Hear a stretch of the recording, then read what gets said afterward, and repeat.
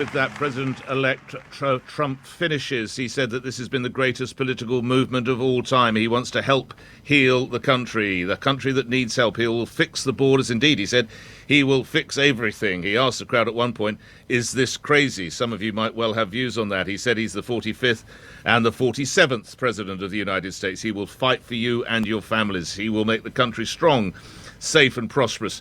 He will make America great again. In fact, he said that more than once. He talked of an unprecedented and powerful mandate.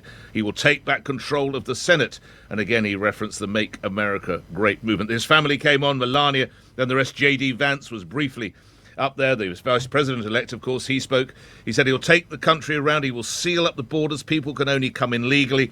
And he paid tribute to many people who helped him, most notably, possibly, Elon Musk. It's a victory like no other. It's a common core around common sense.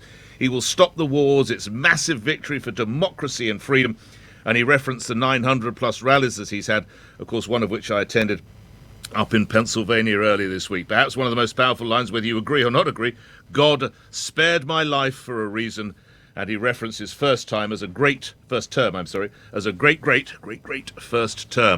Right, let's turn to reaction now. Peter Lord Ricketts, as former National Security Advisor and former Permanent Secretary at the Foreign Office.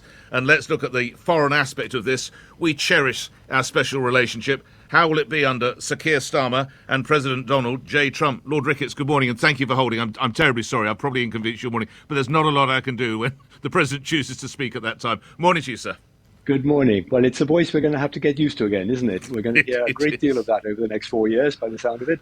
That familiar boastfulness, everything's going to be great again. I mean, honestly, I don't think this is the morning that Western leaders wanted to wake up to. I think there will be a lot of foreboding.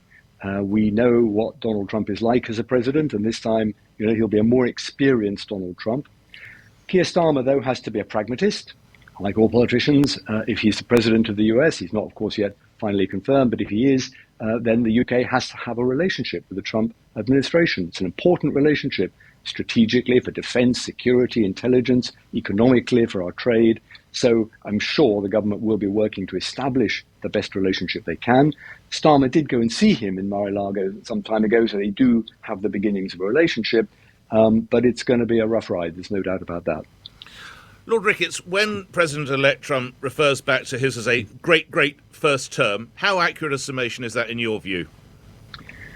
I mean, there were some things that I think you can look back and say Trump saw early on. The rise of China, I think Trump helped to focus the West on that.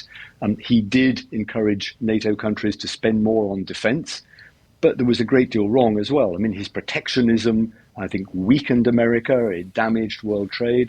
He pulled out of the climate talks. He undermined NATO. So there were certainly things, as seen from an allied point of view, that were very bad about the first Trump presidency, and Joe Biden put that right in his term. This is somebody who doesn't really reckon with allies. It's an enormous advantage America has. As far as Trump's concerned, allies tend to be people who are on the make, who are trying to get a free ride on America. And I think the problem of protectionism, the problem of nationalism, of not working with America's allies is something that we're going to see repeated in the second term. My concern is he will be more effective in doing it in the second term. He mentioned in his first term he didn't start any wars. He said that he defeated ISIS and now he will come in and he will stop wars. Lord Ricketts, an overview of those claims and ambitions. Well, it's true that his rhetoric was always far more fiery than actually what he did.